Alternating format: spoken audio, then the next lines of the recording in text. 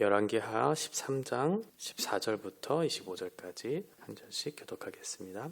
엘리사가 죽을 병이 들매 이스라엘의 왕 요아스가 그에게로 내려와 자기의 얼굴에 눈물을 흘리며 이르되 내 아버지여 내 아버지여 이스라엘의 병거와 마병이여 하매 엘리사가 그에게 이르되 활과 화살들을 가져오소서 하는지라. 활과 화살들을 그에게 가져오매 또 이스라엘 왕에게 이르되 왕의 손으로 활을 잡으소서 하매 그가 손으로 잡으니 엘리사가 자기 손을 왕의 손 위에 얹고 이르되 동쪽 창을 여소서 하여 곧 열매 엘리사가 이르되 쏘소서 하는지라. 곧 쏘매 엘리사가 이르되 이는 여호와를 위한 구원의 화살 곧 아람에 대한 구원의 화살이니 왕이 아람 사람을 멸절하도록 아벡에서 치리이다 하니라. 또 이르되 화살들을 집으소서 곧 집음에 엘리사가 또 이스라엘 왕에게 이르되 땅을 치소서 하는지라. 이에 3번 치고 그친지라. 하나님의 사람이 노하여 이르되 왕이 6번을 칠 것이니이다.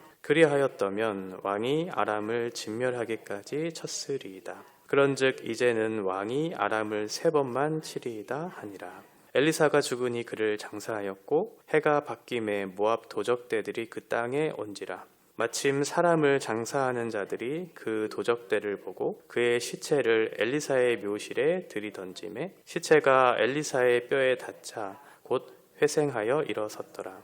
여호아스 왕의 시대 아람 왕 하사엘이 항상 이스라엘을 학대하였으나 여호와께서 아브라함과 이삭과 야곱과 더불어 세우신 언약 때문에 이스라엘에게 은혜를 베풀며 그들을 불쌍히 여기시며 돌보사 멸하기를 즐겨하지 아니하시고 이때까지 자기 앞에서 쫓아내지 아니하셨더라. 아람의 왕 하사엘이 죽고 그의 아들 베나닷이 대신하여 왕이 되매 여호아스의 아들 요아스가 하사엘의 아들 베나닷의 손에서 성읍을 다시 빼앗으니 이 성읍들은 자기 붙인 여호아스가 전쟁 중에 빼앗겼던 것이라. 요아스가 베나닷을 3번 쳐서 무찌르고 이스라엘 성읍들을 회복하였더라.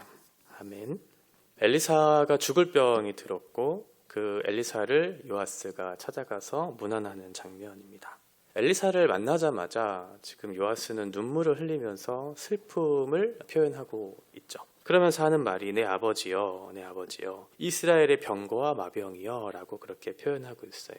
이 말은 엘리사가 엘리야를 떠나보낼 때 했던 말이었죠. 열왕기하 2장 12절에 보면 똑같은 말이 반복되어 있어요. 내 아버지여 내 아버지여 이스라엘의 마병과 병거와 마병이여 이렇게 얘기하고 있죠. 엘리사가 엘리야에 대한 표현이었죠. 내 아버지여 내 아버지여 이스라엘의 마병과 병거라고 하는 것은 스승에 대한 어떤 표현이죠. 지금 요아스가 엘리사에게 똑같은 표현을 했다라고 하는 것은 지금 마치 엘리사가 엘리야를 그렇게 스승처럼 여겼던 것처럼 나 또한 당신을 그렇게 여기는 사람, 나에게 있어서 당신은 그런 사람이라고 그렇게 얘기하고 있는 거죠. 그러나 실제로는 사실은 요아스는 엘리사의 제자는 아니었어요. 왜냐하면 엘리사의 길을 따르는 사람이 아니었기 때문에 그렇죠. 입술로는 엘리사의 제자라고 얘기하고 있었지만 행동으로는 그의 삶을 보면 여전히 여로보암의 길을 떠나지 않았고 그 죄에서 돌이켜 회개하지 않았던 여로보암의 길을 따랐던 여로보암의 제자였어요. 어제 우리가 본 11절의 말씀처럼 여호와께서 보시기에 악을 행하여 이스라엘에게 범죄하게 한 느밧의 아들 여로보암의 모든 죄에서 떠나지 아니하고 그 가운데 행하였다. 여전히 여로보암의 죄를 행하면서 그 죄에서 떠나지 않고 있는데도 불구하고 내 아버지여 내 아버지여 이렇게 얘기하고 있는 거죠. 마치 우리들 같다는 생각을 했습니다. 예수님의 이름을 부르고 있는 우리들, 예수님을 사랑하고 예수님의 길을 따르겠다고 얘기하고 있는 우리들. 그런데 정작 십자가의 길, 예수님이 걸어가셨던 십자가의 길을 따르기는 어려워하는 우리들, 고집을 부리면서 여전히 자기의 삶의 방식을 추구하고 있는 우리들, 꼭 우리들 같다는 생각을 하게 됐어요. 엘리사는 참 탁월한 선지자였죠. 그런 면에서 엘리사를 그렇게 떠나보내는 것에 대한 슬픔을 이렇게 표현한다는 것은 참으로 이해되는 말씀이기도 하죠. 요아스에게 있어서 엘리사는 어떠한 존재였을까를 생각해 본다면 우리가 생각하는 이스라엘의 탁월한 선지자, 하나님의 사람, 그래서 그 사람을 통해서 주어지는 하나님의 말씀을 신뢰해야겠구나 라고 생각한 사람은 아니었던 것 같아요. 단순한 어떤 자신의 안위와 자신의 지금의 상황을 이겨낼 수 있는 하나의 도구로 사용했다라는 생각을 지울 수가 없는 거죠. 내가 원할 때 사용할 수 있었던 엘리사. 그런데 나의 안정장치가 되었던 그 엘리사가 지금 죽음을 맞이할 위기, 이것을 떠나는 위기에 처했다는 사실을 아마 생각했던 것 같아요. 왜냐하면 지금 요아스의 아버지 여호와스가 요아스에게 남겨준 군사력이 그렇게 좋지 않았거든요. 마병이 고작 50명, 병거가 10대, 보병이 10,000명 정도밖에 되지 않아요. 그런데 지금 큰 강대국이었던 아람이 자신을 둘러싸서 치려고 하는 상황에서 과연 요아스는 어떤 생각을 했을까요? 두려워 떨었겠죠. 지금 내가 가지고 있는 군사력도 고작 이것뿐이고, 그리고 아람 군대가 가장 두려워하는 존재가 엘리사였거든요. 그런 엘리사마저 나를 떠나고 있다라고 생각이 든다면 두려운 마음이 있었겠죠. 당신 없으면 나는 어떻게 될 것인가 라고 하는, 그러니까 엘리사가 떠나는 것 자체에 대한 어떤 슬픔이라기보다는 나의 스승, 하나님의 사람, 엘리사 당신이 떠나면 이 나라는 어떻게 될 것입니까? 라고 하는 그런 두려움이 아니고 자기가 가지고 있는 두려움에 대한 고통과 슬픔을 지금 얘기하고 있는 듯한 그런 모습이 보여져. 엘리사 자신을 위한, 그 사람을 위한 슬픔이 아니었다는 거예요. 자기의 안위를 위한, 자기의 두려움을 이겨내기 위한 수단이 지금 사라지고 있구나. 참 이기적이다라는 그런 생각을 하게 돼요. 그런 요아스를 하나님의 사람 엘리야는 받아내기 시작하죠. 당신이 당신의 뜻대로 여로보암의 길을 따르고 있는 그 뜻대로 당신이 계속해서 행한다면 이스라엘은 망하게 될 것이다. 당신이 돌이켜 회개하고 어떠한 길을 따라야 하는가를 지금 엘리사가 가르쳐 주려고 하는 내용이죠. 왕의 손으로 직접 활을 잡으라고 얘기해요. 직접 활을 잡으라. 엘리사가 참 탁월한 선지자라는 사실이 이 대목에서 드러나고 있죠. 직접 활을 잡으라. 더 이상 엘리사가 이 일을 해줄 수 있는 사람이 아니죠. 이제는 떠나가야 될 사람이고 그 이스라엘을 책임지고 하나님 앞에 무릎을 꿇고 하나님을 의지해야 될 당사자가 누구였냐면 바로 이 요아스라고 하는 거죠. 직접 그것을 하도록 경험하도록 가르치고 있는 거죠. 이 대목을 보면서 다시 한번 목회에 대한 부분들을 생각하게 돼요. 목회란 무엇일까? 목회는 한 사람을 하나님 앞에 세우는 일이다. 그 사람이 스스로 하나님 앞에 책임 있는 존재로 살 수 있도록 그 사람을 세우는 거죠.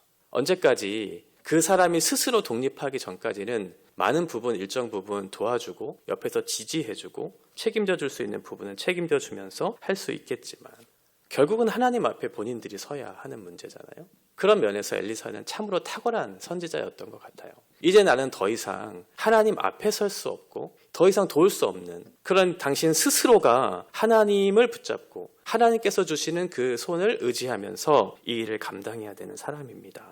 하나님이 기대하시는 방식이죠.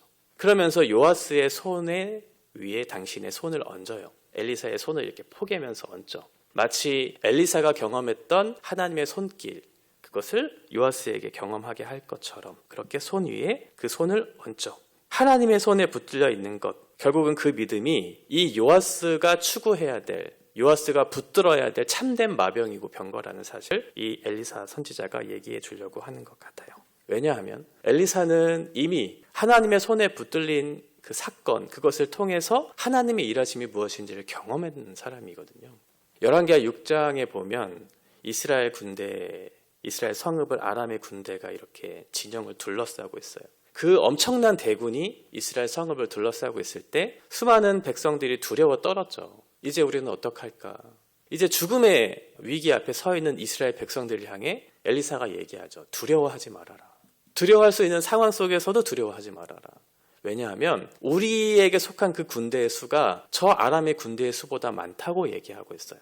그런데 눈에 보이는 것은 너무나 적거든요. 물리적인 숫자로 상대가 되지 않는 상황에서 두려워하지 말라. 우리의 군대가 저 아람의 군대의 수보다 더 많다고 얘기하고 있는 엘리사예요. 그때 하나님께서 기도를 통해서 청년의 눈을 열게 하시고 엘리사 주변에 있는 불멸과 불병거를 보게 하시죠. 그것을 경험했기 때문에 지금 엘리사가 지금 요아스에게 얘기하고 있는 거예요. 두려워하지 말아라. 두려워하지 말아라. 네가 이길 수 있는 이 전쟁의 승리를 할 수 있는 유일한 이유는 하나님의 손에 붙들린 하나님의 능력의 손이 너와 함께 했을 때 반드시 이 승리를 가져다 줄 것에 대한 말씀을 해주고 있는 거죠. 그것을 경험하도록 직접 활을 잡게 하고 그 손에 손길을 이렇게 얹으면서 하나님이 너와 함께하고 있다. 하나님께서 너와 함께하면 반드시 이 전쟁에서 승리할 수 있을 것이라고 얘기해요. 그러면서 동쪽을 향해 활을 쏘라고 얘기하죠.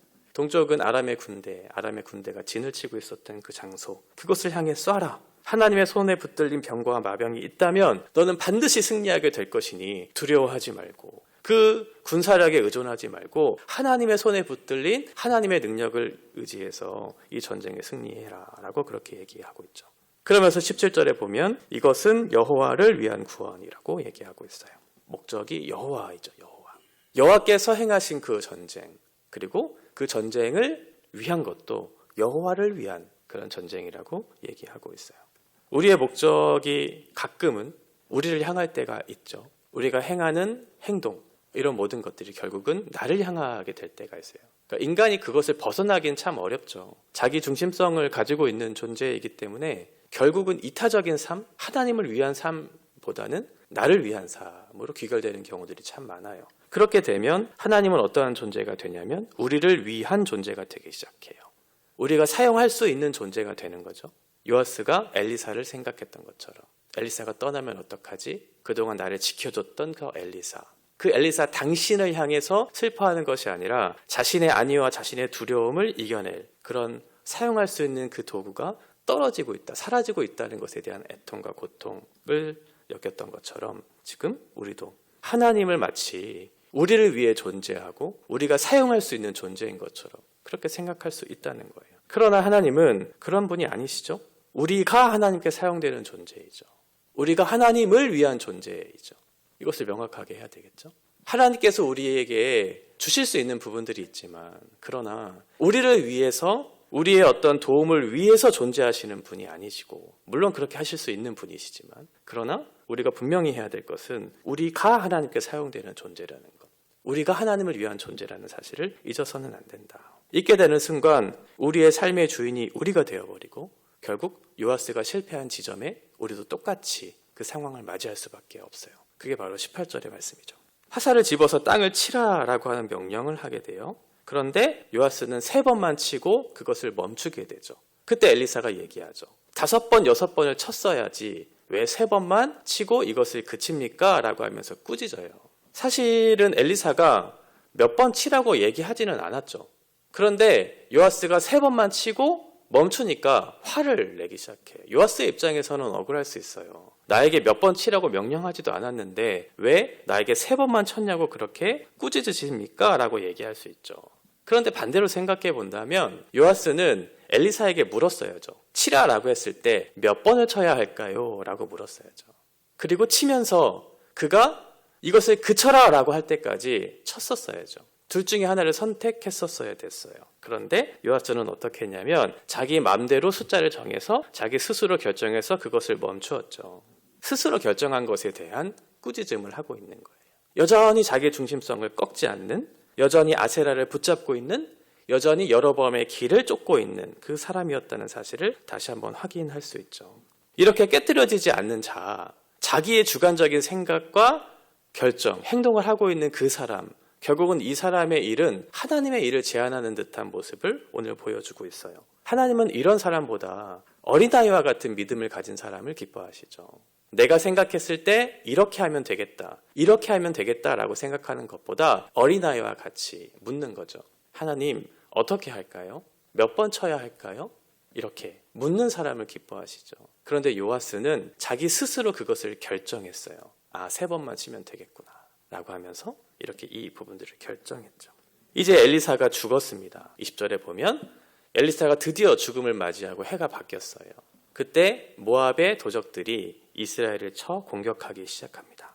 엘리사는 이제 무덤에 가 있잖아요. 당시의 이 장사 방법이 굴이라고 하는 곳에 시체를 이렇게 두고 시체가 다 썩고 나면 항아리에 그 뼈를 옮기고 그 장소에 다시 시체를 옮기는 방식으로 이렇게 장사를 지냈는데 지금 해가 지났다라고 하는 것은 그 몸이 다 부패가 되었겠죠. 그러니까 지금 엘리사는 몸이 다 부패한 상태에서 뼈만 남은 상태. 그 상황 속에서 당시에 장사를 치르던 사람이 시체를 가져다가 이렇게 일을 하려고 하는데 모압의 도적들이 그 상황을 보고 이렇게 그 사람들을 치려고 하니까 그 시체를 엘리사가 있는 그 굴에 이렇게 묘실에 던져버린 거죠. 그때 어떠한 일이 일어나냐면 그 죽은 시체가 엘리사의 뼈에 닿자마자 살아나는 일들이 일어나요. 죽은 사람에게 어떠한 능력이 있는 것은 없잖아요. 죽은 사람에게는 어떠한 능력도 없어요. 그런데 오늘 이상하게 엘리사가 죽었지만 그 가운데서도 여전히 하나님의 역사가 일어나고 있다는 거예요. 이건 무엇을 얘기하는 걸까요? 하나님의 손, 하나님의 능력, 그 가운데 이 일이 일어나고 있다는 사실을 다시 한번 확인시켜주고 있는 거죠. 하나님은 죽은 사람조차도 들어서 사용할 수 있는 능력이 있으시다는 분이시라는 것을 말씀해주고 있어요. 죽은 사람에게는 어떠한 능력도 나타나지는 않지만 하나님은 죽은 것도 들어서 사용할 능력이 있으시는 거룩한 하나님이시다. 그러니 그분의 손에 의지해서 그분의 능력에 붙들려서 이 일을 감당한다면 우리는 반드시 승리할 것이라는 사실을 다시 한번 확인시켜주는 거죠. 요아스는 엘리사를 구했어요. 엘리사, 당신이 떠나면 안 됩니다. 그때 엘리사가 요아스에게 얘기해주죠. 그것이 아닙니다. 직접 활을 잡으십시오. 하나님의 능력의 손에 붙들린 그 병과 마병을 의지하십시오. 그러면 반드시 승리가 이루어질 것이라고 가르쳐 주었지만 요아스는 그렇게 하지 않았죠. 그 활을 3번 땅땅땅 치면서 자기의 생각을 꺾지 않는 방식을 택했던 요아스의 모습을 우리가 보게 돼요. 하나님은 죽은 것도 들어서 사용할 능력이 있으신 거룩한 분이시다. 세상은 실력 있는 사람들을 좋아하잖아요. 실력 있는 사람들을 고르고 선택해서 그 사람들과 함께 일하죠. 왜 그럴까요? 왜 실력 있는 사람들을 그토록 원하는 것일까요? 세상은 실력이 없기 때문에 그래요. 실력이 없는 사람들을 들어서 사용할 수 있는 능력이 세상에는 없기 때문에 그렇게 갖춰진 사람들, 능력이 있는 사람들, 실력이 있는 사람들만 고르는 거죠. 그렇게 할 수밖에 없어요. 그러나 우리 하나님은 그렇지 않으세요. 우리의 하나님은 능력이 없으신 분이 아니시거든요. 죽은 자도 들어서 사용하실 수 있는 분이세요. 그걸 가르쳐주는 거죠. 눈에 보이는 군대의 수가 아니고 어떤 특별한 선지자의 능력이 아니고 하나님의 손에 붙들려 있는 그 사람이 이 전쟁에서 승리할 수 있다. 하나님은 그런 방식으로 일하시는 거죠. 요아스는 엘리사가 아니면 안 된다고, 저 사람이어야만 된다고 그렇게 생각했지만 하나님은 그런 방식으로 택하지 않으셨어요. 그 사람이 아니어도 괜찮다. 하나님이면 괜찮다라고 얘기하는 거죠. 그 하나님이면 괜찮다는 거예요. 그 하나님이 어떠한 분이시니까요. 언약의 신실한 하나님이시니까요. 당신의 열심으로 당신의 일을 이루시는 분이시니까요. 그래서 23절에 이렇게 얘기하는 거죠. 언약의 신실하신 그 하나님, 아브라함과 이삭과 야곱과 맺은 그 언약을 지키시기 위해서 우리에게 은혜를 베푸시고 우리에게 긍휼을 베푸시는 그 하나님, 그분이 우리의 소망이고 우리의 능력이다. 하나님께 붙들려 있는 사람, 그 사람이면 되는 것이다. 하나님께서 우리에게 기대하는 방식이 바로 그거죠. 하나님께 붙들려 있는 것, 그것이 네가 살아가야 할 삶의 방식이고 내가 기대하는 것이다. 요아스처럼 자기의 생각에 따라 판단하고 결정하고 행동하는 것이 아니라 언약의 신실하신 예수 그리스도, 그 예수 그리스도를 따라서 그분의 손에 능력에 붙들려 있을 때 우리의 삶은 실패가 없는 승리로 귀결될 것이라는 사실 얘기해주고 있는 거죠. 어떠한 길을 선택해야 할까요? 주어가 우리가 아니고 주어도 하나님이시고 목적이 우리가 아니고 목적도 하나님이신 그 삶을 살아내야 되겠죠. 하나님이 행하실 것이고 하나님을 위한 열심을 하나님께서 행하실 때 우리가 생각하는 것 이상으로 우리에게 가장 좋은 것을 주시는 하나님을 경험하게 될 거예요.